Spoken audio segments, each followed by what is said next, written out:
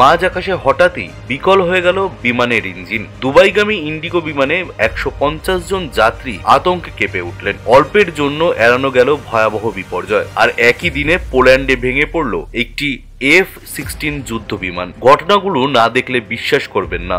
মঙ্গলবার সকালে সুরাট আন্তর্জাতিক বিমানবন্দর থেকে দুবাইয়ের উদ্দেশ্যে ছাড়ে ইন্ডিগো ফ্লাইট 6E1507, কিন্তু মাঝ আকাশে আচমকাই একটি ইঞ্জিন বিকল হয়ে যায়। তখন বিমানে প্রায় 150 যাত্রী। হঠাৎ খবর পেয়ে আতঙ্ক ছড়িয়ে পড়ে কেবিনে। কেউ প্রার্থনা শুরু করেন, কেউ আবার পরিবারের সঙ্গে শেষ কথা বলতে ফোন করেন।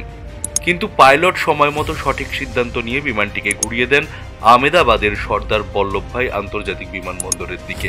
নিরাপদে জরুরি অবতরণের পর যাত্রীরা স্বস্তির নিঃশ্বাস ফেলেন। প্রত্যক্ষদর্শীরা জানিয়েছেন অবতরণ ছিল একেবারে মসৃণ। বিমান সংস্থার মুখপাত্র স্পষ্ট জানিয়েছেন যাত্রীদের নিরাপত্তাই সর্বোচ্চ অগ্রাধিকার। পরে বিকল্প বিমানে যাত্রীদের দুবাই পৌঁছে দেওয়া হয়েছে। এদিকে একই সপ্তাহে পোল্যান্ডে ঘটল আরও একটি ভয়াবহ দুর্ঘটনা। একটি F-16 যুদ্ধ বিমান এয়ার শো এর মহড়া দিচ্ছিল। হঠাৎ ব্যারেল রোল ম্যানুভার করতে গিয়েই যান্ত্রিক ত্রুটি, সরাসরি রানওয়েতে ভেঙে পড়ে বিমানটি এবং মুহূর্তের মধ্যেই আগুনে ফেটে যায়। এই দুর্ঘটনায় একমাত্র পাইলট প্রাণ হারান, তবে সৌভাগ্যবশত অন্য কেউ আহত হননি। ভিডিও ইতিমধ্যেই সোশ্যাল মিডিয়ায় ভাইরাল, আর দেশ জুড়ে শোকের ছায়া নেমেছে।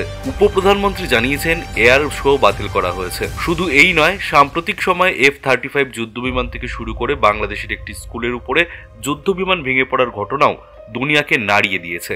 এমনকি জুন মাসে আহমেদাবাদে এয়ার ইন্ডিয়ার বোয়িং ভেঙে পড়ে প্রায় 270 জন যাত্রী প্রাণ হারিয়েছিলেন। এখন প্রশ্ন উঠছে, প্রযুক্তিগত ত্রুটি কি দিনকে দিন বাড়ছে? আমরা কি আকাশে সত্যিই নিরাপদ? সৌভাগ্যবশত ইন্ডিগো যাত্রীরা প্রাণে বেঁচে গিয়েছেন, কিন্তু F-16 যুদ্ধ বিমানের দুর্ঘটনা আবারও সতর্ক বার্তা দিচ্ছে বিশ্বকে। আপনি কি মনে করেন, আকাশে যাত্রা কতটা নিরাপদ? কমেন্টে জানান। আর প্রতিদিনের আপডেট পেতে সাবস্ক্রাইব করুন নিউজ অল টাইমস ইউটিউব চ্যানেলটিকে।